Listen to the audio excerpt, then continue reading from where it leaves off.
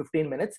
But most of the UK guidelines and NICE guidelines use 10 minutes. 10 minutes is more rational to be used. So any seizure which is less than 10 minutes, make sure or be sure it does not include your post-ictal phase. Okay, it is the period of the convulsion. Okay, right from the behavioral arrest to the motor phase. Usually in a simple febrile seizure, the duration is less than 10 minutes. It happens only once. It does not recur in the same 24 hours. There is no prolonged post-ictal phase. The child before the febrile seizure episode and after the febrile seizure episode is always normal. Okay, there is no future risk for epilepsy when you compare with that of your normal childhood population. Okay, so normally, as I told you, 1 in 10 children can have febrile seizures. But if somebody asks what is the risk of normal children having epilepsy, it is 1 in 100. Okay, so 1 in 100 children have epilepsy. So in terms of simple febrile seizures, it is the same. Only 1 in 100 children with a simple febrile seizures develop epilepsy in the future. Okay, so this can be a common question asked by the parents: will my child develop epilepsy in the future?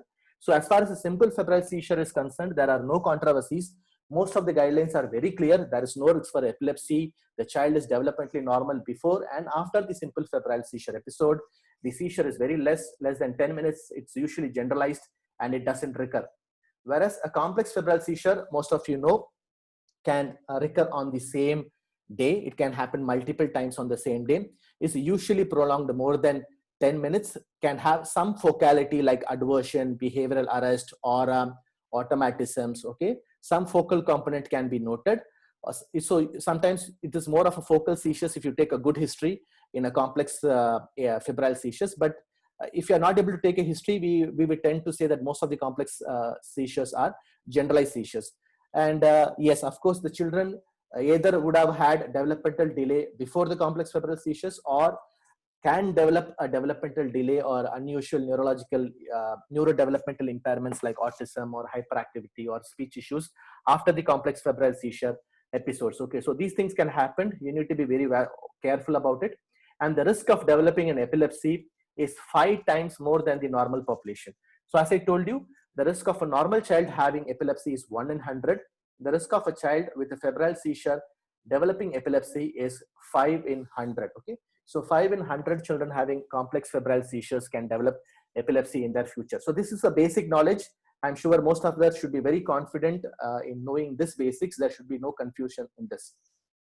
So what we know about simple febrile seizures, American Academic Guidelines right from 2008 is very clear. There is no confusion. Don't do EEG. Okay, don't do lumbar puncture unless the child is less than 6 months.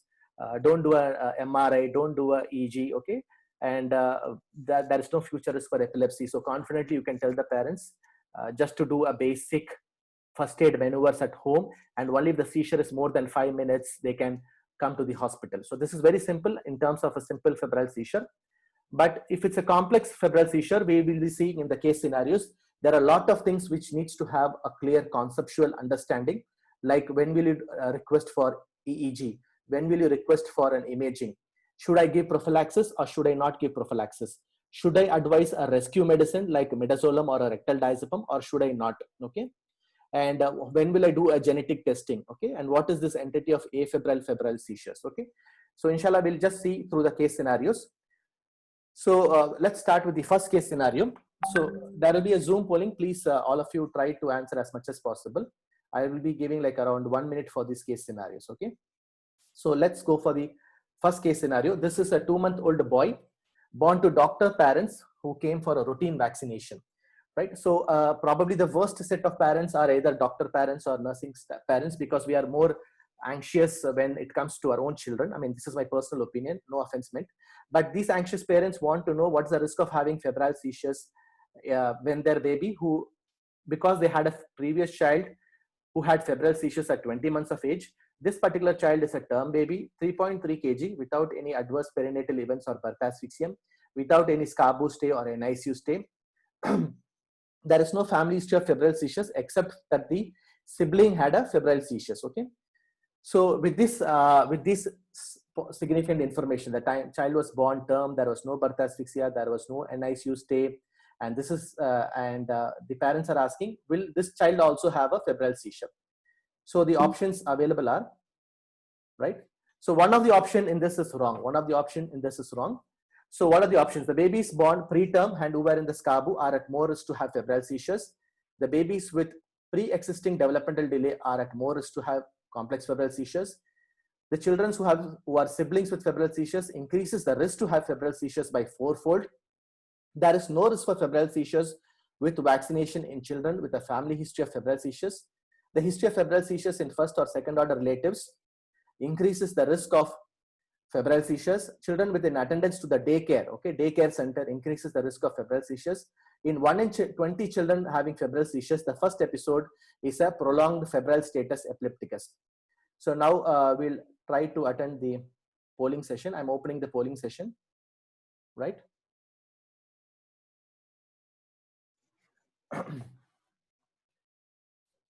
Yeah, so we'll have like 60 seconds. Which one of these statement is false?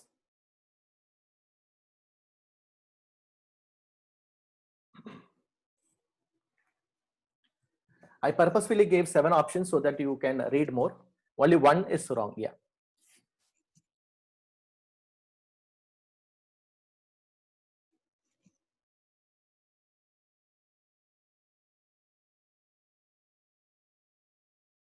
Yes, as much as possible, you can give your answers. It's all anonymous poll. I will not be knowing who is giving the answers. So just try to give one answer, whatever comes into your mind. So the question here is that even without the child having a febrile seizure, the parents wants to know whether the child would have a febrile seizure.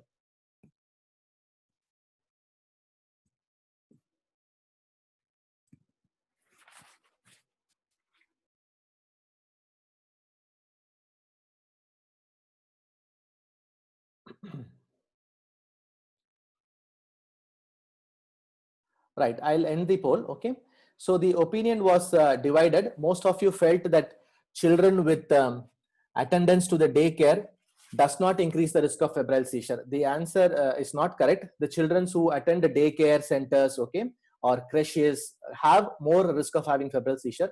The second answer, most of them have got correct. So the answer for this question is that, right? So the answer for this question is that there is no risk to have febrile seizures with vaccination in a family history of febrile seizures. So whenever there is a family history of febrile seizures, actually with vaccination, there is a small but a definitive increased risk of having new onset febrile seizures. So vaccination is a trigger for febrile seizures, but that does not mean you should not vaccinate a child. So this is a very important concept. Okay, almost all vaccinations, mostly your killed vaccines, does increase the risk of febrile seizures like DPT, right? Or if you give a combination vaccines, combination of influenza with pneumococcus with the DPT, it does increase the risk of vaccination of febrile seizures, but that does not mean you would avoid giving the vaccination, because the overall risk of having febrile seizure with vaccination is 6 in 1 lakh children. Okay, and if you are routinely giving vaccination, only 1 children in 5 years would have a febrile seizure after a vaccination. So this is very, very important. Though there is a risk of febrile seizures with vaccination, it does not contraindicate giving vaccination. Okay, so yes. So what are the other risks? So as you understand, a child who is born preterm has more risk to have febrile seizures. A child who was in the SCABU for more than 30 days has more risk to have febrile seizures. Okay, if there is a sibling with a febrile seizure, definitely there is an increased risk of almost 4 to 5-fold to have febrile seizure. If one of the parent had a febrile seizures, that's a definitive increased risk to have a febrile seizure. Okay, right? And if the child had a pre-existing developmental delay or a male gender or other additional risk factors to increase the risk for febrile seizures. Okay, so this is not about recurrence. This is not about having second episode or third episode. This is about having the first episode. So the risk for first episode increases when there is a family history, or if the child had some developmental delay, or if the child was a preterm, or if the child was in SCABU, and so on. Okay, vaccination does increase the risk of having febrile seizure, but it is not a contraindication to give vaccines. Okay, I'm sure this particular scenario is now clear. Okay, now we'll see the next scenario. Right, a 17-month-old boy, developmentally normal, had cough and cold for 1 day. He was playful and active. Okay, that's very important. He was playful and active, and he had a fever of 38.4 degrees Celsius. After 3 hours of fever, he developed generalized tonic-clonic convulsions lasting less than 3 minutes, followed by post-ictal state. There is no family history of febrile seizures. Examination, there was no rash, pallor, or petechia.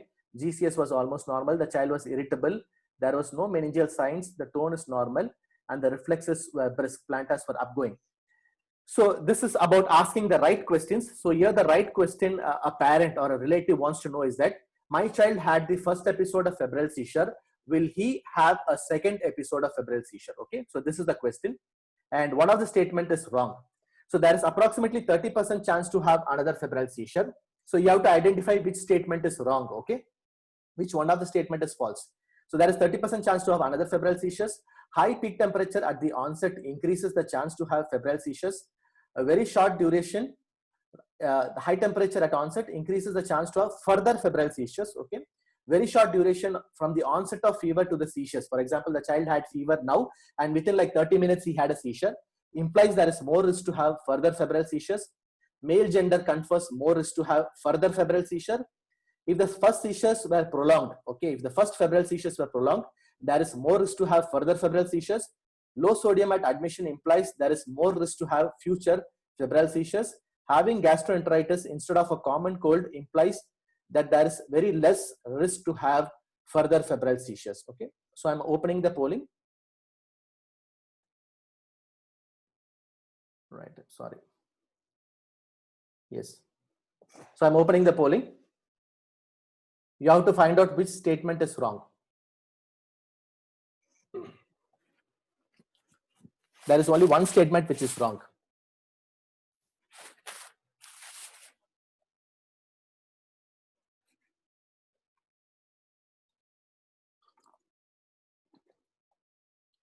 I encourage most of you to attend, please. As I can see, only 10 to 15% are answering the questions. Just try to give an answer, so that would be interesting. Whether it is right or wrong, it's okay. We are all learning here.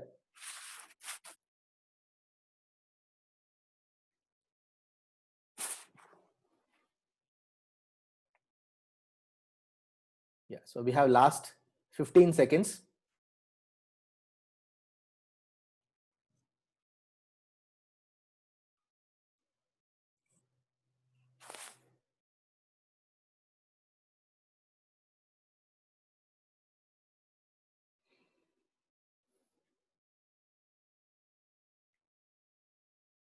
Yes, so I will end the poll now. Okay, so I'm giving roughly 1 minute for the poll. I'm ending the poll now. So the opinion seems to be divided between option number 2 and option number 7. Okay, the opinion seems to be divided equally between option number 7 and option number 2. So the right answer for this question is option number 2. High temperature at onset predicts the risk of further febrile seizures. That is wrong. Okay, so if there is high temperature at onset, it can trigger a febrile seizure, but it does not predict that the child would have another febrile seizure. Is that clear? If a child had a high temperature, there is a chance that he will have a febrile seizure. But high temperature at onset does not mean that he will have again and again febrile seizures. It is low temperature onset. For example, somebody is having febrile seizures between 38 to 39 degrees. Okay, they are more likely to have more febrile seizures than a child who presents with febrile seizures at 40 degrees Celsius or 41 degrees Celsius. Okay, so the opinion was equally divided between option number 2 and option number 7. So gastroenteritis actually gives less risk of developing further febrile seizures. Okay, whereas common cold increases the chance of having further febrile seizures. So many people would have not known about this entity of gastroenteritis causing febrile seizures, but that predicts actually less risk to have future febrile seizures. So the answer for this question is that it is not high temperature, but it is a short peak temperature which predicts further risk to have future febrile seizures. Okay, so if you have a child coming to the ER with a febrile seizure, and if you take a temperature and the mother says the temperature was only very less, I didn't even realize that my child had a fever, but the child had a febrile seizure, it means now the chance to have future febrile seizures is very, very low. So this is a very important topic. Okay, if at all a mother or a father asks, when will my child have a second episode? If you want to remember only two things, okay, there are only two important points. If there is a family history of febrile seizures, And if the first febrile seizure was at a very young age, I mean young than 18 months, like young than 1 year, is still more high risk to have further febrile seizures. So the younger the age of onset of first febrile seizures, it means that there is more likely to have future febrile seizures. Okay, so only these 2 points, if you remember, it is good enough. The other 2 points are, if the duration of having a fever is very less, sorry, the duration between the temperature and the seizure is very less. For example, the child had a temperature at 9 o'clock and the child had a seizure at 9:30. Okay, it means that there is more chance to have further febrile seizures. Okay, so the important points are very young age of onset of febrile seizures. Okay, and low temperature at onset of febrile seizures. Okay, and short duration to have febrile seizures. Male gender also increases the risk to have further febrile seizures. Whereas having low sodium at onset, okay, for example, the child is having low sodium while admission, it means that the child can have another febrile seizure within the next 24 hours also. Okay, and if the first febrile seizure was prolonged, it is also likely that your next febrile seizure is also going to be more prolonged. Okay, so the most consistent, if at all, you have to remember only 2 points. If some parents ask you, will my child get second episode? If the child had the first episode at a very young age, there is more chance to have. And if the child had a very strong positive family history of febrile seizures in the father, in the paternal cousins, in the maternal cousins, or in the siblings, there is more chance that there would be further febrile seizures. Okay, so the more number of risk factors, if there are all 4 or all 5 risk factors, means the risk of febrile seizure will be becoming more than 50%. Okay, without any risk factors, every child would have a febrile seizure. Recurrence is around 30% chance. So if I ask you otherwise also, if child had 1 episode of unprovoked seizures, the chance of having another unprovoked seizure is also 30%. Please remember this value of 30%. Okay, okay, but same applies for febrile seizure. If the child had 1 febrile seizure, my chance of having another febrile seizure is around 30%. But in the presence of risk factors like young age, family history, short peak of a fever, or short duration to have febrile seizures, the risk becomes more than 50% for sure. Okay, so this is a very common topic.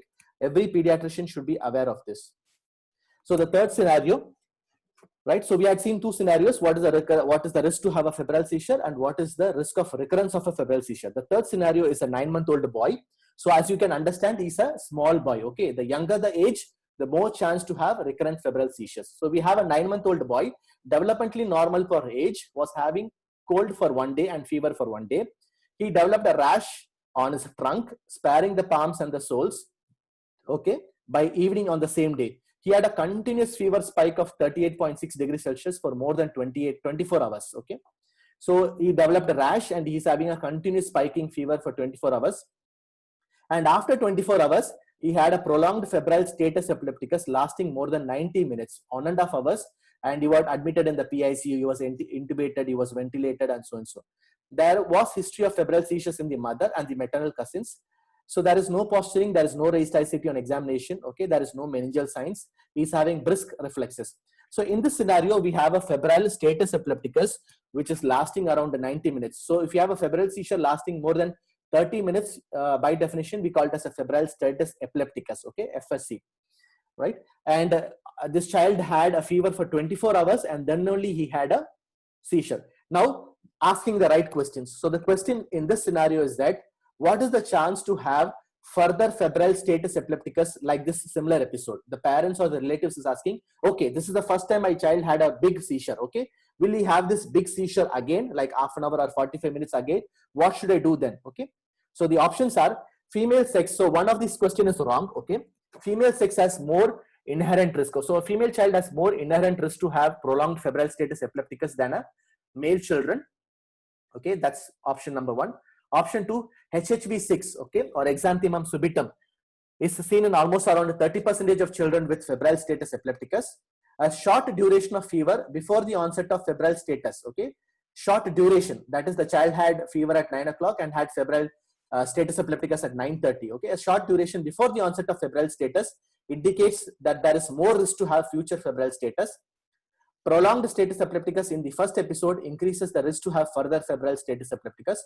Neuroimaging is indicated for febrile status epilepticus to look for any acute insult. Young age of onset of febrile status epilepticus increases the risk to have further status epilepticus. Okay. EEG showing focal slowing of background or focal attenuation predicts imaging abnormality. Okay, so I'll open the polling.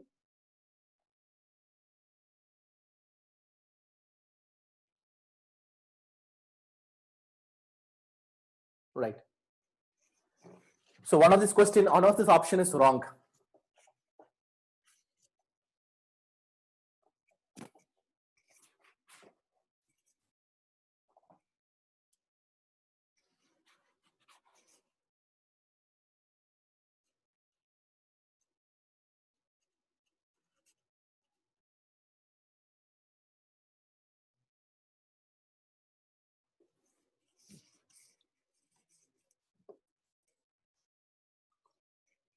Good. I can see many people are attending this question.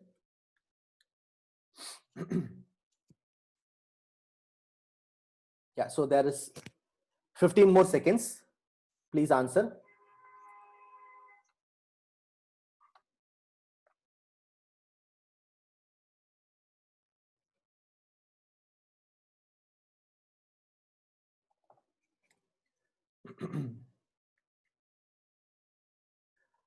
Right. So I think most of you have attempted to answer. Okay. So most of you have felt that option number 1 is the wrong answer, that the female sex has inherent risk to have prolonged febrile status epilepticus than a male children. Okay. Most of you have felt option number 1 is the wrong answer. Okay. Is the wrong answer because you have to pick up the wrong answer. Okay. And some of you have felt that neuroimaging is not indicated. Right. So I'll tell you the answer for this is, it's a bit tricky question. We are talking not about febrile seizures, but here we are talking about febrile status epilepticus, prolonged. So surprisingly, more than the boy children, it is the girl children who are found to have more risk of febrile status epilepticus. So it is a tricky question. I admit it's a tricky question. Just in the last session, I told you the boys have more risk to have febrile seizures, but for a febrile status epilepticus, it has been found that girls have more risk to have a febrile status epilepticus. Okay. So the answer for this question is again is tricky. Only one of you have answered correct. This is option number 3. Okay. So option number 3 is false. Okay. Short duration of fever before the onset of febrile status epilepticus increases the risk of having future febrile status. See, just in the last slide, I told you if the duration of febrile seizure was short, there is more chance to have febrile seizures. But for a febrile status epilepticus, it does not hold the truth. Okay. For a febrile status epilepticus, the more the difference between the fever and the febrile status epilepticus, the more chance that the child would again and again have a febrile status epilepticus. So I admit most of you got this answer wrong because this is a bit tricky question. So I repeat again, unlike a febrile seizure, a febrile status epilepticus, the distance between the fever and the seizure, if it is long, like in this child, okay, he had a febrile status epilepticus after 24 hours. That means that the risk of having future febrile status epilepticus is also on the higher side. Okay. And female sex has more risk to have febrile status epilepticus than a male child. Okay. And younger the age, yes, there is more likely to have more febrile status epilepticus. Neuroimaging is indicated if there is a febrile status epilepticus because you want to document a brain injury. EEG is indicated in febrile status epilepticus because you want to look at the focus of epileptiform discharges, especially if the child is more comatose. Okay. And HHV6 infection is very common. Almost 1/3 of children with febrile status epilepticus have HHV6 infection. So how common is febrile status epilepticus? So among 100 children with febrile seizures, only 5 have febrile status epilepticus. So it is not that common, but for some children, even the first episode of febrile seizure could be a febrile status epilepticus. Okay. Even the first episode could be a febrile status epilepticus, especially if there was a strong family history of febrile seizures. Okay. So it's very tricky. A febrile status epilepticus is slightly different from a febrile seizures, but febrile status epilepticus is definitely can be harmful. So whenever you have a seizures more than 30 minutes, it can cause an excitotoxic brain injury. Another question most of you could have is that we say the definition of status epilepticus is 5 minutes. Then why is that I'm here telling 30 minutes, 30 minutes, 30 minutes? I agree the definition of status epilepticus per se is more than 5 minutes. It's an operational definition. Any child coming to the emergency room with status epilepticus, or any child who's having a seizure more than 5 minutes, is told to have in status epilepticus. But to specifically called as a febrile status epilepticus, especially in a child who was playing and running and playing at home and has a prolonged seizures, the definition to call used in most of the cohort studies or most of the prospective studies is a seizure more than 30 minutes, okay, and not 5 minutes. So if you had given some abortive therapy like midazolam or a rectal diazepam at home, it can sometimes prevent a febrile status epilepticus. Okay, so it is very useful, especially if there is like past history of febrile status epilepticus. Giving rescue medication would be indicated in this particular scenario because this can prevent febrile status epilepticus again, right? So as I told you, only very few children present with febrile status epilepticus, but it can cause a brain injury, especially if you are not aggressive in airway protection, breathing, circulation, and basic tenets of your pediatric intensive care. So the high risk factors to have again and again febrile status epilepticus is young age at onset, female sex, family history of febrile seizures, okay? And having a febrile status means there is also a chance to have another episode of febrile status epilepticus. And these are the cohort where you indicate a rescue therapy or abortive therapy at home. You will counsel the parents to use rectal diazepam or a buccal midazolam at home, and you will counsel them a good first aid measured at home, because you know that there has been one episode of febrile status. So you will tell them when there is a next episode, okay, start giving diazepam if the seizure is more than 5 minutes. Put the child in a left lateral position, okay, protect the airway, okay, make sure you do not put your fingers into the mouth of the child, okay, and reach to the nearest health center. Okay, so unlike for FS, having prolonged gap between the fever, okay, and the onset of FSC will increase the risk of FSC, okay. And neuroimaging and EEG is indicated. Acute neuroimaging can show sometimes hippocampal edema, and sometimes this can be followed up by hippocampal atrophy within 1 year, and this can increase the risk of epilepsy. So having a febrile status epilepticus is not a good sign. It can increase the risk of future epilepsy. So EEG is a very good monitoring tool in intensive care. In fact, the only definitive indication to do a EEG in a febrile seizure situation is having febrile status epilepticus more than 30 minutes. And if there is a persistent altered sensorium where you want to look for a non-convulsive status epilepticus, okay. So ICU is a situation where I would be definitely requesting for a EEG, especially the child is intubated and ventilated, because I want to treat all subconvulsive seizures or subclinical or a non-convulsive seizures.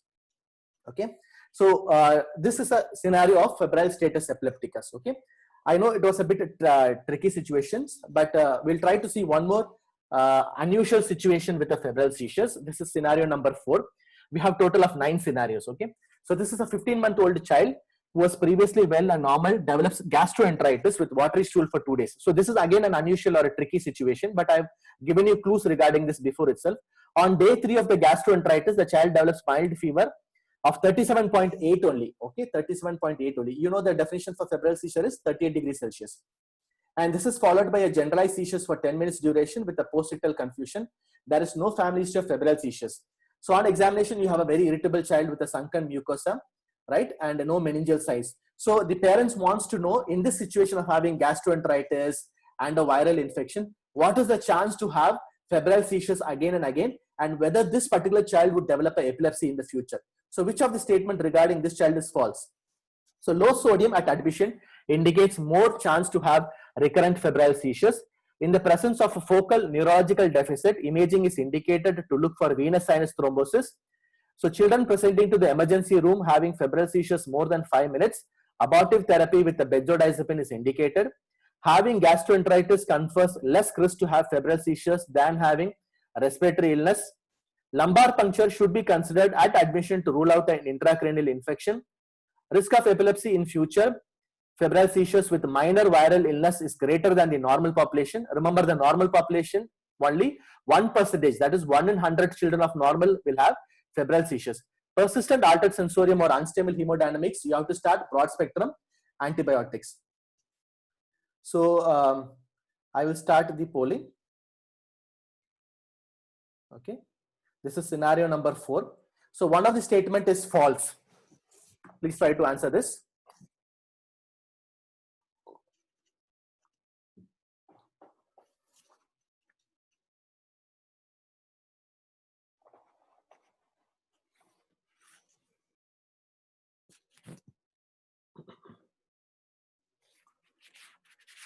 So in terms of having further febrile seizures or further epilepsy, one of the statement is wrong after having gastroenteritis or a minor respiratory illness or cold or diarrhea. And this child had a febrile seizure on day 3 of diarrhea.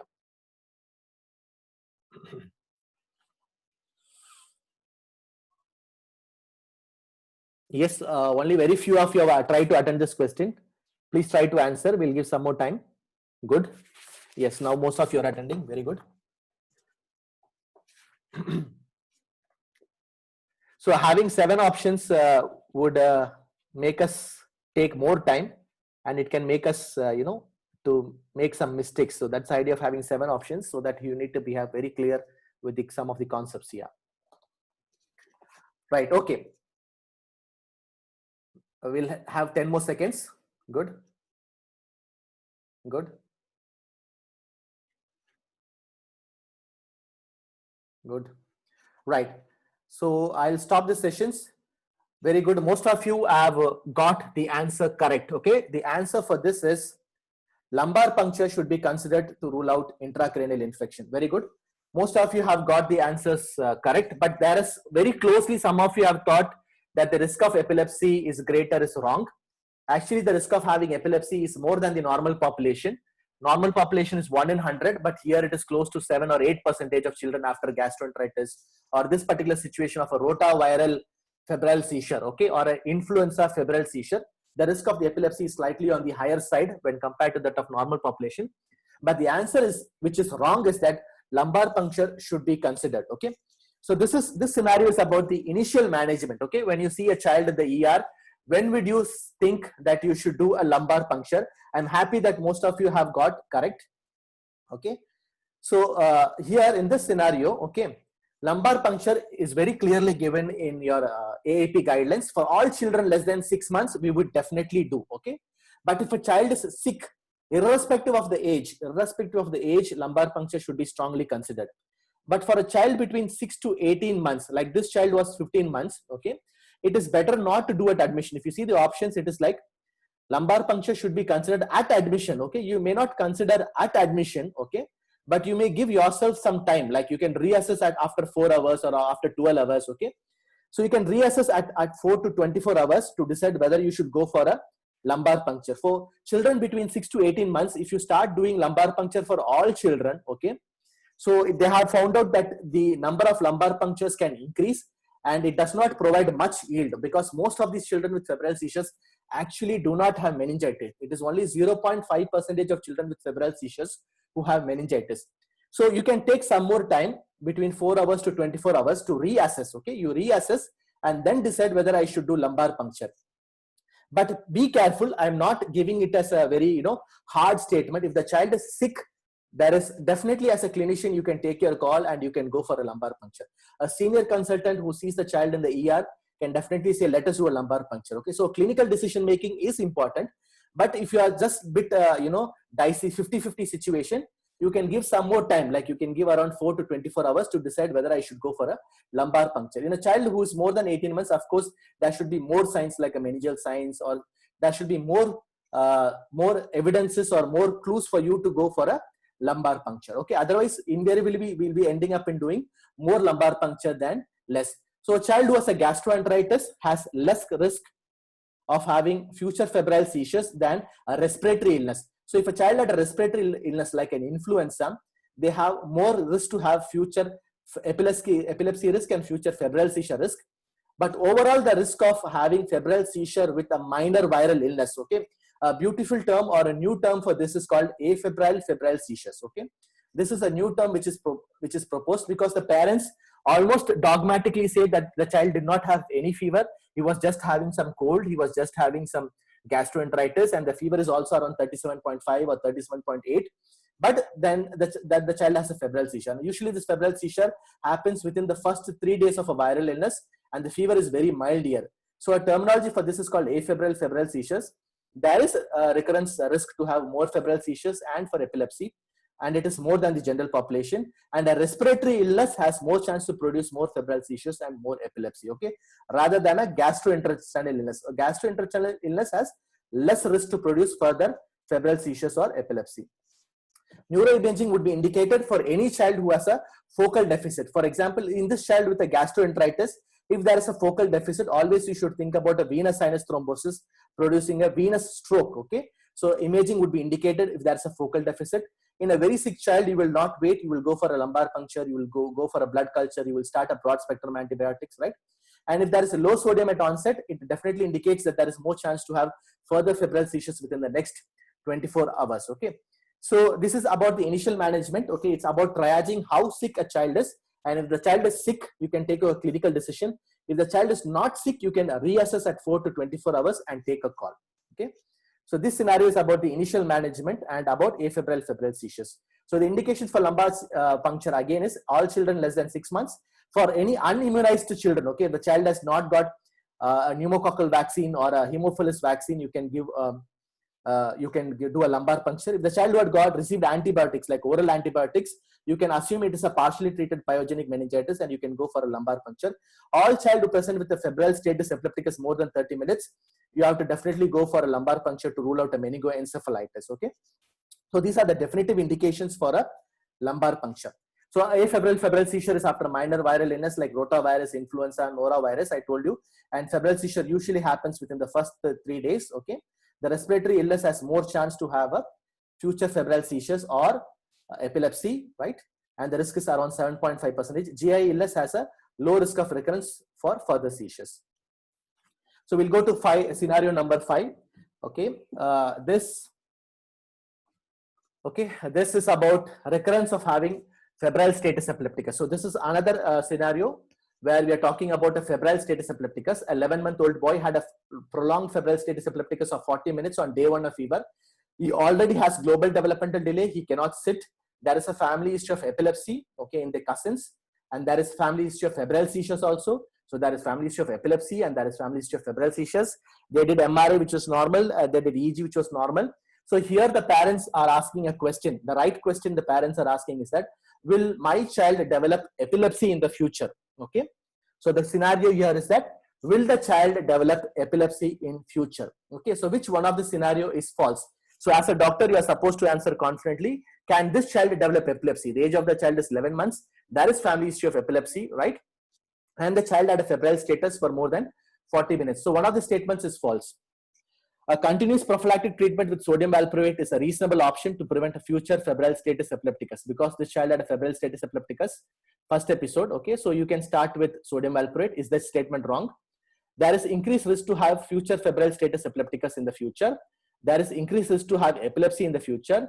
Intermittent prophylactic therapy with benzodiazepine like clobazam or clonazepam tablets or diazepam tablets can be offered to the child to prevent further recurrent seizures.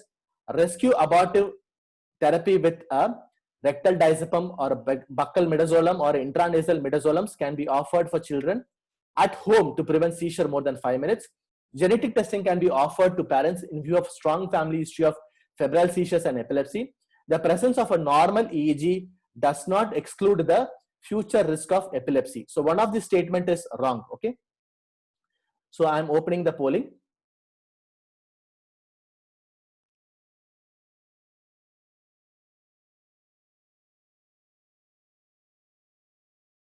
Right. So what is wrong regarding the risk to develop epilepsy in this child in this particular scenario? Yeah, good. Very quick answers this time. Very good.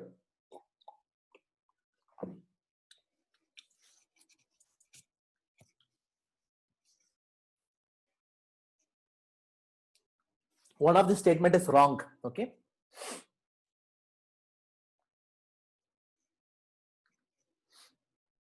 Right. Most of you are answering. Good. There may be 5 or 6 of you yet to answer.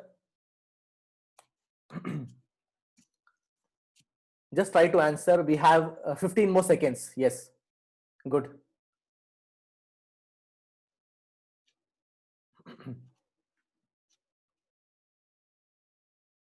Right. Few more. Maybe 3 or 4 of you have to answer yet. Right. Good. Very good. Most of you have answered this as very rightly, okay, very correct answer most of you have given.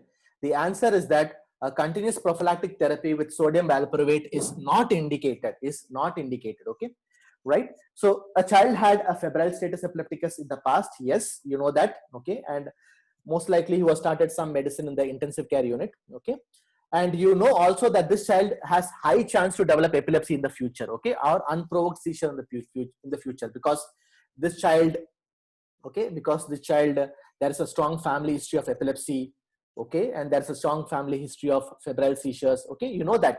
But even if you know that there is a future history of epilepsy or risk of epilepsy is there, there is no logic in starting a regular anti-epileptic therapy for these children. Regular anti-epileptic therapy should only be started if the child starts to develop unprovoked seizures or the child starts to develop epilepsy, okay. So even though the child had a febrile status epilepticus in the past, that does not give us the freedom to start a regular anti-epileptic. You may give anti-epileptic for a period of time and stop, because the anti-epileptic would have been started in the intensive care unit, just say like phenytoin or something, for a period of some time. But to put the child on a long-term medicine for like 2 years to 3 years is not correct, unless the child develops afebrile seizures or unprovoked seizures, okay. So most of you have got correct. Some of you have thought that intermittent prophylactic therapy is not indicated. So this is one exceptional situation where sometimes we give a oral clobazam or oral clonazepam, but whoever have thought this is also reasonably correct. The recent guidelines says that please do not give intermittent clobazam or intermittent clonazepam or diazepam to the child, because you are doing more harm to the child, because the child becomes more sedated and knocked off, okay. Of course, this is applicable to children with simple febrile seizures and complex febrile seizures. That is option number 4. But in a scenario the child had a febrile status epilepticus in the past, it may be a very, let me say, a grade 4, very little bit reasonable option that you can offer a intermittent prophylactic therapy, okay. It's a very close answer. I accept option number 4, okay. If you go very strictly as per guidelines these days, intermittent prophylaxis is not preferred, but this may be one exception. When there is a febrile status epilepticus in the past, you may give them intermittent prophylaxis. But what is more important is that you should always teach all the parents, with the buccal midazolam or an intranasal midazolam at home. So all child who had a febrile status epilepticus in the past, they should be taught first aid measures, and they should use buccal midazolam or an intranasal midazolam at home or a rectal diazepam at home to prevent or to abort the seizures if it happens at home. But continuous prophylactic therapy is not indicated. Okay, so there is no role for intermittent or prophylactic anti-epileptic therapy in children with febrile seizures. Okay, so option number 4, intermittent prophylactic therapy may be little bit reasonable in children who had a prolonged febrile status epilepticus, but strictly as per guidelines, even intermittent prophylactic therapy with clonazepam or clobazam or diazepam is not indicated. Definitely regular prophylactic therapy like sodium valproate or continuous phenobarbital is not at all indicated. The only indication for intermittent benzodiazepine therapy may be children with very high risk for recurrent febrile status or very anxious parents, or okay, but definitely these children will have more side effects, okay, and the risk would outweigh the benefits, okay.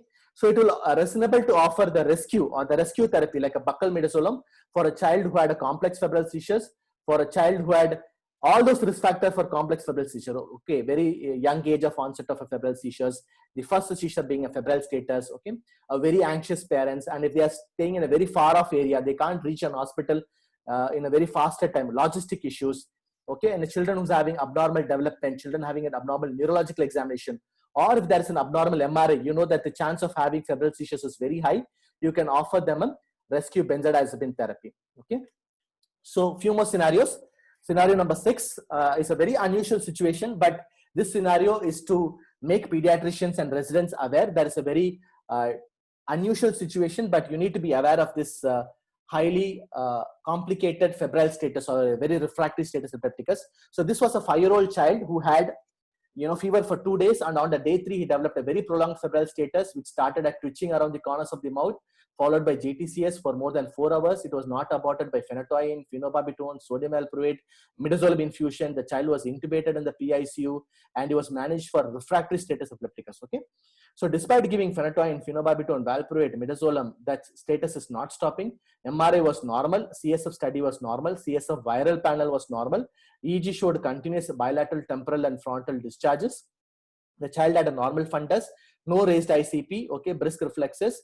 He continued to have electrographic seizures in the PICU despite 6 anti-epileptics. So if some of you had come across such a situation in your PICU, you would definitely remember such the cases for your lifetime, okay? Because I had come across such children, maybe 4 or 5 children in my experience, okay? And these children continue to have seizures for like 2 months and 3 months and 4 months also sometimes. And what happens is that the moment you try to wean off a midazolam infusion or a thiopentone infusion, they again start to have a clinical seizures, and there'll be a continuous EEG seizures or electrographic seizures. So what do you call such a situation? This started like a febrile seizure, but it was so refractory that it did not stop at all. So this seizure did not stop. Okay, so what do you call such a scenario, or such a super refractory febrile seizures? Okay, so this scenario is called a FIRES. Okay, so what is wrong regarding this particular scenario? Okay, so let us see the options. Try to answer this. So unexplained CNS viral infections or immunological disturbances like autoimmune encephalitis can explain this refractory status epilepticus. So which statement is wrong? Okay, which is false? School-going children of 3 to 15 years old are affected by this particular refractory status called as FIRES. So the name of this condition, this particular scenario I have given you, is called as FIRES, or a febrile infection related epilepsy syndrome. It's a super refractory status epilepticus, not responding even to midazolam infusion or anesthetic agents. Okay, so this is called FIRES, and it is seen in children between 3 to 15 years. Immunomodulation like IV steroids or IVIG can be tried. Autoimmune encephalitis or mitochondrial disorders or sodium channel mutations or a genetic etiology or a metabolic etiology could be the cause for FIRES. A ketogenic diet can cause remission of status epilepticus, okay, in 30 to 50% of children with this particular super refractory status. Long-term prognosis is good despite having such bad seizures. Seizures can remain refractory for days to weeks despite the use of intravenous anesthetics or multiple anti-epileptics. So which of the following statements is wrong regarding this particular scenario? Okay, right, sorry, so I'll try to yeah, I'll open this scenario. Yeah, please try to answer.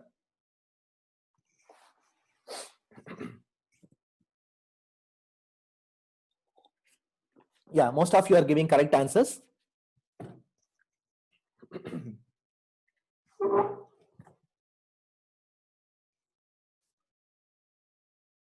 Right, most of you are giving correct answers. We'll give 10 more seconds, maybe 10 more seconds. Good, excellent. Oh, sorry, the answer came. Okay, excellent. I didn't see that the answer came. Okay, so the long-term prognosis is good despite refractory seizures is wrong. Okay, because this scenario is called as FIRES or super refractory status epilepticus. The long-term prognosis is dismal. Some of these children can die in the ICU as well. Okay, they can stay on for months, 2 months, 3 months. Okay, so you should be aware of this condition called as FIRES. It's an unusually refractory febrile status epilepticus seen in children between 3 to 15 years old. Unexplained viral infections. It is also called as a devastating epilepsy of school-going children. It's also called as a new onset refractory status epilepticus. Okay, and so many treatment options are there. People try ketogenic diet, people try plasmapheresis, people try IVIG, people try steroid. Ketogenic diet is said to be useful in around 30 to 50% of cases. Lignocaine infusion, magnesium infusion, using novel immunomodulators like anakinra, anti-inflammatory drugs, so many things. Okay, it starts on the 3rd or the 4th day of fever as a focal seizure and then becomes generalized. Okay, it is very refractory despite heroic measures. Okay, if you see one case in your PIC, you will remember it for lifetime. Okay, the etiology is unknown. IV ketamine has been tried, IV lignocaine, immunomodulation, plasmapheresis. Okay, but the response and the outcome is going to be dismally poor. Okay, so this is FIRES. Nobody knows why it happens. It may be because of a sodium channel mutation. Some cases had a mitochondrial mutation. Okay, but nobody knows the exact reason why FIRES happens. Okay, it is associated with severe morbidity and mortality with chronic epilepsy, even if the child survives. Okay, so you should be aware of this unusual FSC known as FIRES. So another unusual situation, but believe me, this is tricky. This can come to you even in your ER. I have seen at least 3 or 4 children in the last 1 year. Okay, 11-month-old boy with a developmental delay, right, develops febrile seizures on day 1 of fever. Okay, seizures started in the left hand, left leg, and then became generalized. Okay, for 15 minutes there was Todd's paresis in the left hand. CT head turn was normal. CSF study was normal. There is family history of epilepsy and febrile seizures.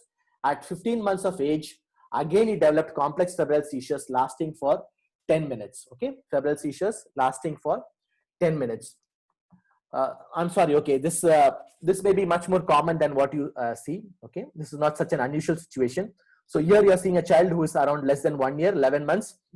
He had a focal status epilepticus for 15 minutes. Okay, again he had after like at 15 months of age, after 3-4 months, he again had a febrile seizure for 10 minutes. CT was normal, CSF was normal. So what you see here is a complex febrile seizure because it is a focal febrile seizure. Okay, and there was also a Todd's paralysis. So it is a complex febrile seizure. It happened on day 1. So what is the risk of developing epilepsy after a complex febrile seizure? So the right question here is that, will my child develop epilepsy after a complex febrile seizure?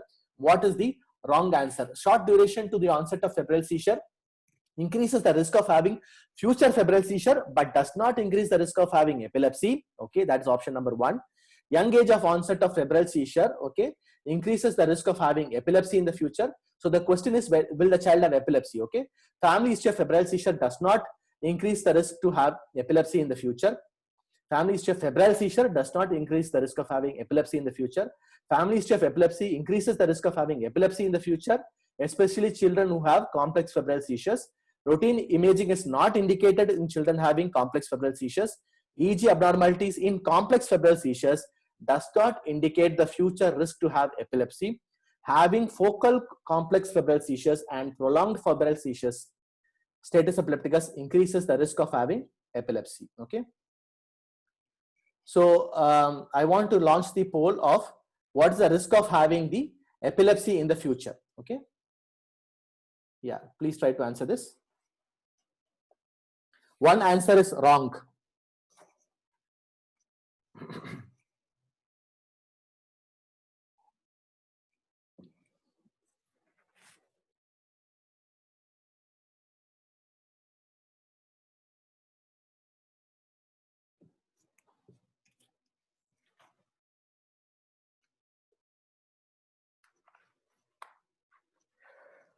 Right, I'm sorry for giving a bit of a tricky questions, but the idea of giving a bit tricky questions is to make you think more.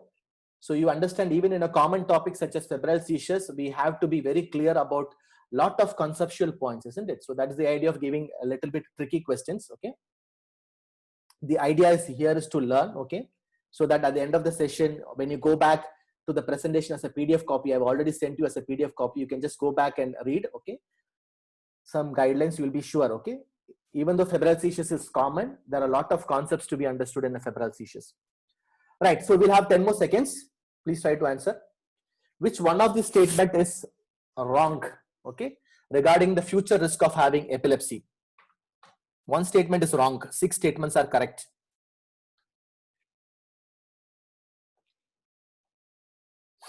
Okay. I will end the session. I mean, I'll end the poll. I'm sorry. So I think most of you have got it wrong. Okay. It was a tricky one. The answer for this is option number 1. Short duration of fever. Okay. Only one of you have got it correct. Only one of you have got it correct. Does increase the risk of having epilepsy in the future and does increase the risk of having febrile seizure in the future. Okay. It was a bit tricky question, right? So the short duration to have a febrile seizure does increase the risk of both epilepsy and febrile seizure. A young age does increase the risk of epilepsy. Family history of febrile seizure does not increase the risk of having febrile seizure in the future. Okay, the family history of epilepsy increases the risk of having epilepsy in the future. Routine neuroimaging is not indicated. EEG abnormalities does not indicate the future risk of epilepsy. So most of you have put option number 6. Okay, most of you thought that EEG abnormalities, if it is present, it means that the child would have epilepsy in the future. So this is a very basic concept. Okay, so EEG abnormalities would say that the child would again have seizures, but would never say that the child would have epilepsy in the future. Okay, you should be very, very clear. Only if the child starts having unprovoked seizures, okay, with an EEG abnormality, it can mean that the child can have epilepsy in the future. Just having EEG abnormalities does not mean that the child would have epilepsy in the future. So having EEG abnormalities would say that the child can again have recurrent febrile seizures, but does not mean that the child would have epilepsy in the future. So point number 6 is actually very important. Okay, this gives a clue that EEG is a misused investigation. Okay, we would probably say, I need an EEG because this is a complex febrile seizure. Just having a complex febrile seizure does not mean that you need an EEG, because there are so many cohort studies and prospective studies which said that even if you show that there are epileptiform discharges in the EEG, does not mean that this particular child will develop epilepsy in the future. Okay, this is very, very important. Okay, so this automatically means that EEG is not indicated for all children having complex febrile seizures. Okay, so a short duration of having from the fever to the onset of febrile seizures increases the risk of both febrile seizures and increases the risk of having epilepsy, both. Okay, having focal complex febrile seizures does definitely increase the risk of epilepsy. So all pediatricians and all residents should be very clear to say when is the risk of epilepsy is increased.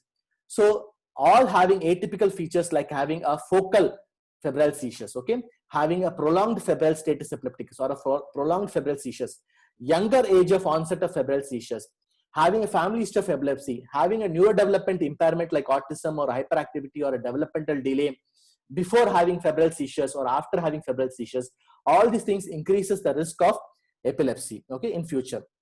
Short duration of onset of febrile to the febrile seizures is a risk factor both for febrile seizures and both for epilepsy, right? So family history of epilepsy would increase the risk of epilepsy in the future, and family history of febrile seizures does not increase the risk of having epilepsy in the future. Very, very important to know. Okay, neuroimaging is not indicated for CFS or complex febrile seizures. EEG is not indicated for CFS. Okay, so neurodevelopment. So if at all you want to remember only 2 points, if there is a family history of epilepsy and if the child is having a developmental delay or a neurodevelopmental impairment, the risk of epilepsy is very, very high. Okay. So if at all you want to remember a child having a developmental delay or a neurodevelopmental impairment, and if there is a family history of epilepsy, okay, or the duration was less, okay, there is more chance to have epilepsy in the future. Okay, so just like for febrile seizures, only 2 points. If there is a family history of febrile seizure, is the child very young? Yes, there is more chance to have febrile seizure. Likewise, only 2 points in epilepsy. Is there a family history of epilepsy? Okay, and is the child having developmental delay? Yes, there is more chance to have epilepsy. Okay, so these 2 questions or these 2 points should be very clear for all the residents. Okay, right. Okay, right. So the next question is, what are the indications? So the indication is that the definitive indication for EEG, I told you, is always in an ICU setting. I want to rule out a non-convulsive status epilepticus. The child is in encephalopathy. I want to look for EEG abnormalities. Okay, or if there is a regression of milestones or a neurodevelopmental impairment after febrile seizures. If the child had a developmental impairment or an abnormal neurological examination or a focal deficit, I would do EEG. So please write it somewhere. These are the 4 or 5 indications where I would do EEG. So not all child with complex febrile seizures would require EEG. But if the child is already having a developmental problem or autism or hyperactivity or an abnormal neurological examination, an abnormal MRI or abnormal CT scan, I would go for a EEG. Regression of milestones after febrile seizures is always a red flag. Okay. So EEG, if at all has to be done, there is no point in doing an EEG in an acute setting. So this is another common scenario I see in the hospital, because EEG is indicated immediately after febrile seizure. There is no point in doing an EEG after febrile seizure because there will be a significant slowing. You will not be able to pick up interictal abnormalities. If at all you want to do a EEG, prefer to do it after 2 weeks of a complex febrile seizures. Okay. So again, you understand there is no point in doing a febrile EEG after a complex febrile seizures. 20 to 30% of them will have some Rolandic spikes or some generalized burst. Okay. But again, that does not mean the child would have epilepsy in the future. It would mean that the child could have febrile seizures in the future. EEG changes are more common in bigger children more than 4 years of age. It is more common rather than in younger children.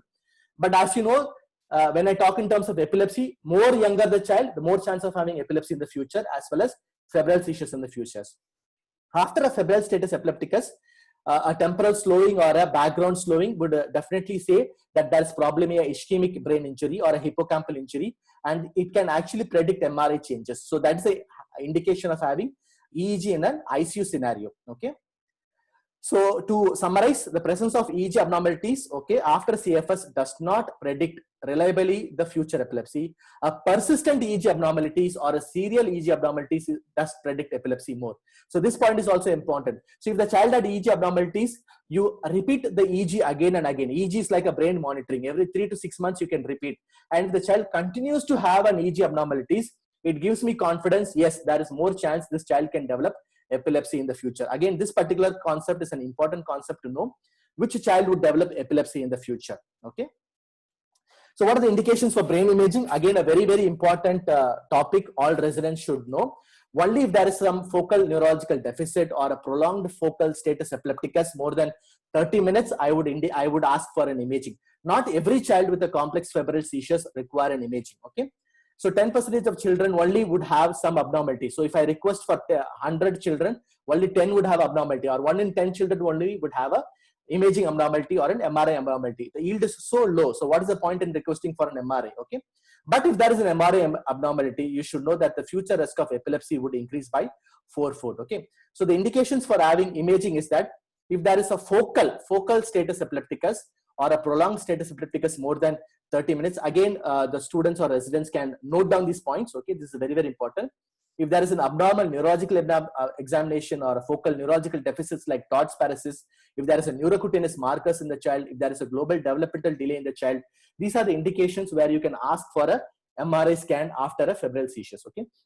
So as much as possible, try to avoid an MRI scan or a imaging after a febrile seizures. Okay. Right. So the scenario number 9 is a scenario. Sorry, scenario number 8 is very interesting scenario. Okay. As I told you, I have seen 2 or 3 children with this particular scenario. Let us quickly see. Okay, an unusual scenario with febrile seizures. Let us see this. A 9-month-old boy presents with left focal status epilepticus lasting for 40 minutes. So this is his first status epilepticus for 45 minutes requiring phenytoin infusion. Okay. Sorry, not the first episode. I'm sorry for that. This is the fifth episode in the last 3 months.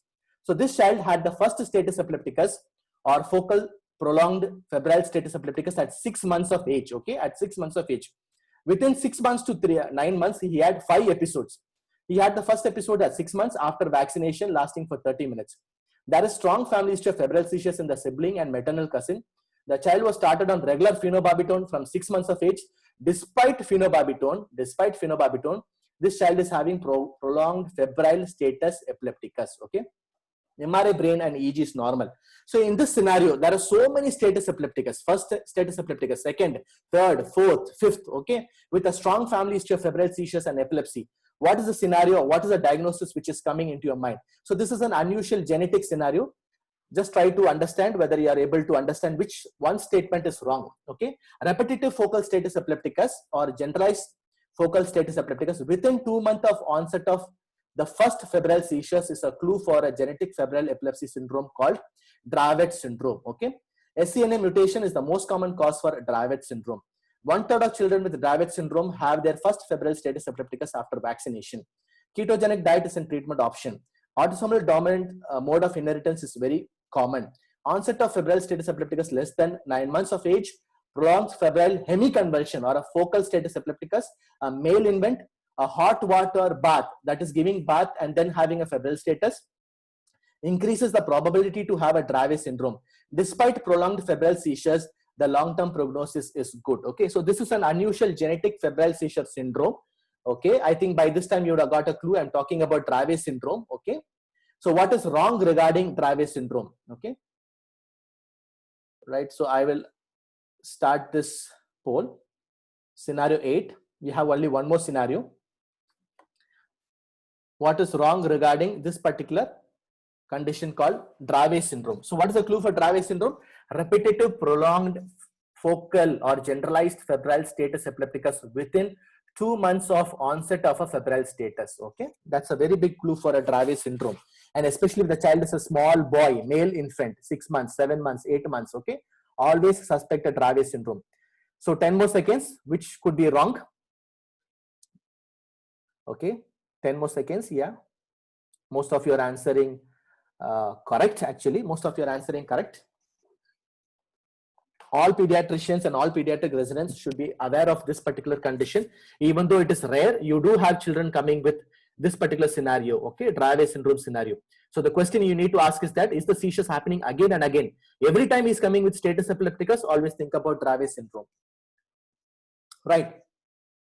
I will stop the poll. Okay.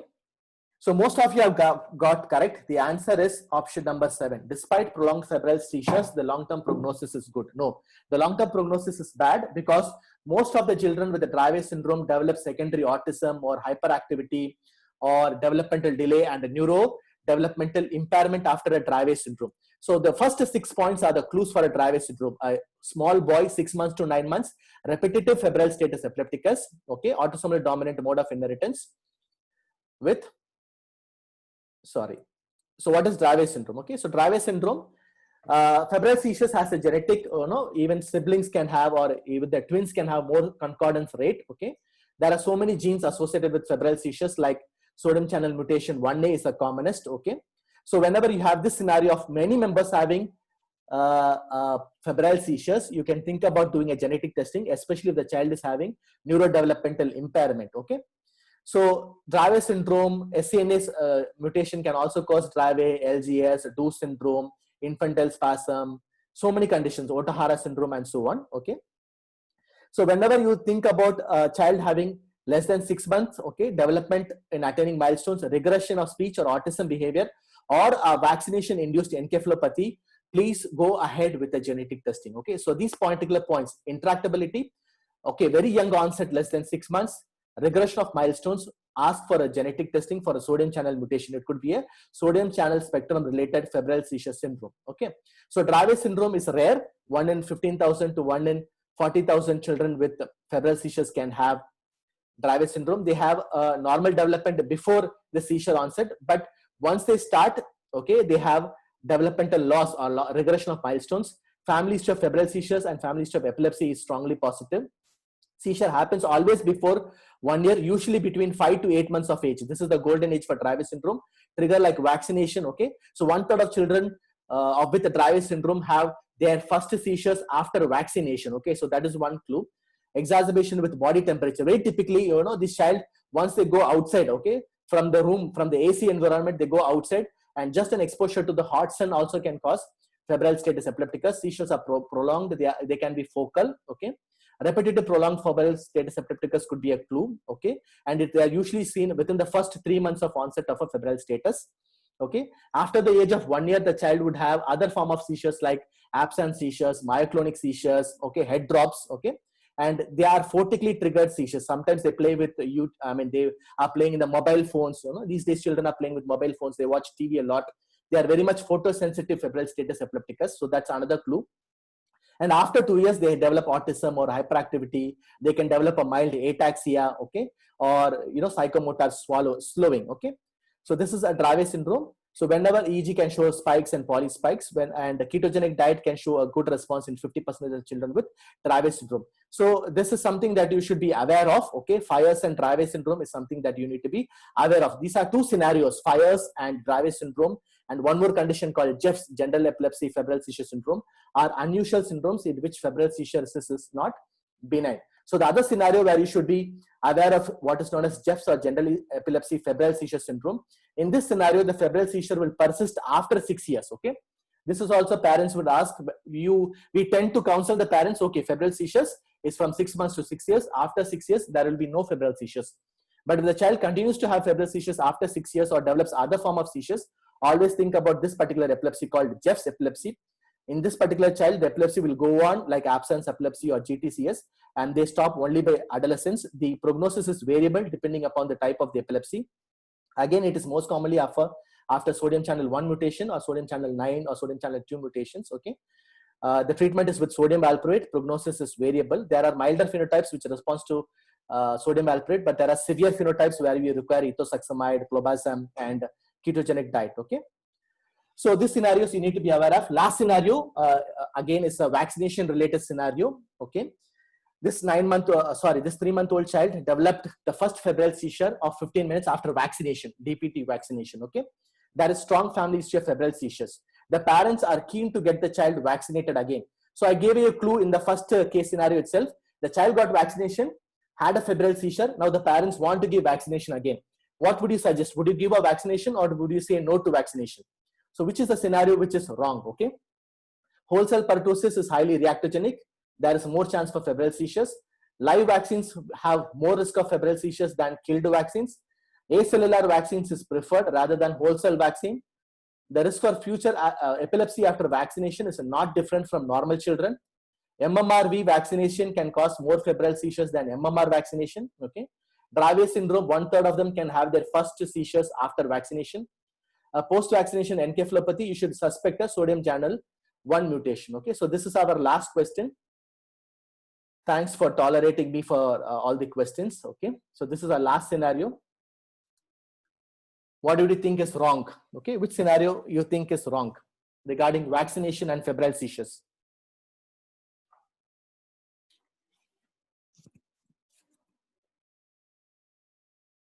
Yeah, so we'll take 15 more seconds.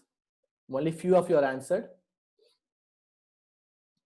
This is again a common scenario where parents can ask you, which vaccine should I give? Should I give this vaccine or this particular vaccine? Should I give a combination vaccine or should I give a single vaccine? Should I skip a MMR vaccines or a measles vaccines? Okay, so this is another scenario where parents can ask you. So what would you suggest?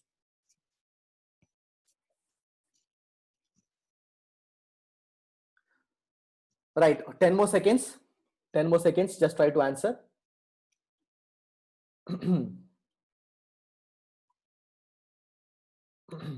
Yes. Very good. Okay. So I will stop the poll. So most of you were confused with option number 2 and option number 4. Okay, option number 2 and option number 4.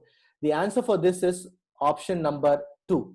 It is the killed vaccines which has more risk to have febrile seizures than live vaccines. Okay, the killed vaccines are more reactogenic. Okay, like especially the whole cell pertussis. Okay, DPT vaccine is more reactogenic and more febrile seizures. Even though measles vaccines, MMR, okay, and MMRV can cause. Combination vaccines has more chance to produce febrile seizures than single vaccines. Okay, so if you have a combinations of DPT with HIB, with PCV, with IPV, okay, these combination vaccines have more chance to produce febrile seizures, but vaccination is not contraindicated despite having febrile seizure after vaccination. Okay, you will not contraindicate to give another vaccine. Only if there is a vaccine encephalopathy or loss of milestones or a development of epilepsy after a vaccine like a West syndrome, you will contraindicate to give a vaccine after a febrile seizures. I repeat, only if there is a development of epilepsy after a first vaccine like infantile spasm or West syndrome or Lennox-Gastaut syndrome or a regression of milestone, or there is a significant encephalopathy after vaccine, you will avoid giving the next vaccine. In all other situations, vaccination is not contraindicated despite having febrile seizures. Okay, so as I told you, the attributable risk is only very less, 6 to 9 per 1 lakh vaccines only would have this. Okay, the attributable risk for DPT alone is around 4. Okay, right, after combination DPT vaccines, I'm sorry. So measles, MMR, MMRV, all of them can trigger a febrile seizures. Okay, but that doesn't mean you give, okay, vaccines. None of the vaccines is contraindicated. Vaccine related encephalopathy or a progressive neurological illness is the only contraindication to give a whole cell DPT. In that scenario also, you can give a acellular pertussis vaccine rather than a whole cell pertussis. Okay, a subset of children with vaccine encephalopathy can actually have a sodium channel 1 mutation or a Dravet syndrome. 1/3 of children with Dravet syndrome can present their first seizures after vaccination. Okay, so in essence, summary of my talk. So I told you, when can a child have febrile seizures? When can a child have a recurrent febrile seizures? When can a child have epilepsy in future? When do you suspect a Dravet syndrome? What is the role of genetics with febrile seizures? Okay, when can a child have epilepsy in the future? I told you when you have to do an EG. I told you when you should consider MRI. So many points I did discuss today. Okay, if needed, I will again resend the presentation and the notes for you to go through the notes again. Okay, because this topic requires re-revision again and again to be sure of the concepts. So if I want to summarize, this is this particular slide, a single slide. So whenever a child has a febrile seizure less than 6 months, I'll be very careful. Okay, I'll be thinking about sodium channel mutation. Okay, I would be definitely doing a lumbar puncture in a child having febrile seizures less than 6 months. I would think about certain epilepsy spectrum like benign familial infantile epilepsy, right? And if the child had a vaccination, I would be more careful. Okay, I would think about sodium channel mutation. And the child had, febrile seizures less than 6 months, I would definitely be thinking that the child can have high risk for epilepsy. Okay, so if the child had again febrile seizures after 6 years, again I will be thinking about some genetic febrile seizure syndromes like Jeff's, okay, or general epilepsy febrile seizure syndrome, and where I know that the seizures can stop after 9 to 10 years. And if the child had febrile status epilepticus more than 30 minutes, again I would be very careful. I would do an MRA, I would do an EEG, okay, and I would follow up the child because the chance of having epilepsy is more. Okay. And whenever there is a very, very strong febrile refractory status, I would think about fires, right? I would think about cognitive sequelae, and I would follow up this child, okay, for a period of time to be careful whether the child is developing epilepsy. So, but if the child is having, if the child is having between 6 to 12 months also, I would be careful suspecting a Dravet syndrome, especially the child is having a repetitive febrile status epilepticus. Febrile lumbar puncture, I would is plus or minus. If the child is having encephalopathy or a very sick child, I would do a lumbar puncture. Otherwise, I would reassess and I would do a lumbar puncture. So lumbar puncture is definitely indicated for children less than 6 months. But younger the age, more chance to have epilepsy, more chance to have febrile seizures. Okay, I would do genetic testing if there is a strong family history, and I would do imaging if there is a focality. So ultimately, the red flags, or when you should refer to neurology. Okay, this question all residents should know. I should refer this child to neurology if there is a family history of epilepsy. Okay, if there is a repetitive status epilepticus, I talked about repetitive status epilepticus or Dravet syndrome. If the child had a vaccination encephalopathy or a regression of milestones. Okay, if the child had neurodevelopmental impairment like autism or hyperactivity with febrile seizures, or if the child had a very prolonged focal status epilepticus lasting more than 30 minutes. So these 6 indications are my indications to refer to a neurology. So be very careful of these 6 points: family history of epilepsy, vaccination encephalopathy, regression of milestones, a frequent repetitive status epilepticus, or a prolonged status epilepticus. Okay, so we discussed about all these points. I'm not going to talk again. When will you have febrile seizures? When will you have recurrent febrile seizures? Okay, what is the initial management? What are the red herrings? When to do genetic testing, and when to refer to neurology? Okay, so again, when to refer to neurology: any small child with a focal status epilepticus, when you suspect a Dravet syndrome, if there is a neurodevelopmental impairment or a FIRS, okay, you refer to neurology. So the take-home message for today is that febrile seizures is mostly benign. Long-term prognosis is going to be good. But there is a subset of children, around 5% of febrile seizures, where you have to be careful of Dravet syndrome, Jeff's, complex febrile seizures, and febrile status epilepticus. Okay, any regression is a red flag. Dravet syndrome needs to be suspected. EEG is justified only in a small proportion of patients. Okay, if there is a neurological abnormality, if there is a focal deficit, if there is a developmental delay, then only you have to request for EEG. Vaccination can definitely trigger febrile seizures in a small cohort, but there is no contraindication to any vaccines after febrile seizures. So thanks for your patient listening. I'm sorry for this long talk, okay? But I had to repeat certain points again and again. I'll take certain questions. Some of you have asked to send the presentation again, right? So even in simple febrile seizure with family history of epilepsy, should we refer to neurologist? No. You will not refer a child with a simple febrile seizure, no. Okay, even there is a family history of epilepsy, you keep in your mind, but a child with a simple febrile seizure with a family history of epilepsy usually do not have risk of developing epilepsy. Okay, it is a child with a complex febrile seizure or a febrile status epilepticus with a family history of epilepsy who has more chance to have epilepsy in the future. So this is a very good question. Okay, any other questions we can take? Because it was a big topic, I had to cover many points, right? I will send you this presentation again in the pediatric study group, the presentation and the one-pager article. So whenever I do a one-pager article, it is informative notes from multiple textbooks and journals. Okay, it may be just a one-pager, but there will be a lot of points, so it may be useful for examinations or for theory writing. Yeah, I know most of you would have felt that even in this common topic that we made some mistakes, but it is okay. Febrile seizures is always a tricky topic. We have to be very careful. Any more questions?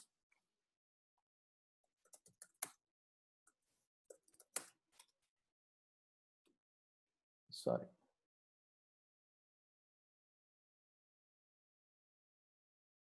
To everyone, yeah. So, okay, that's one question. With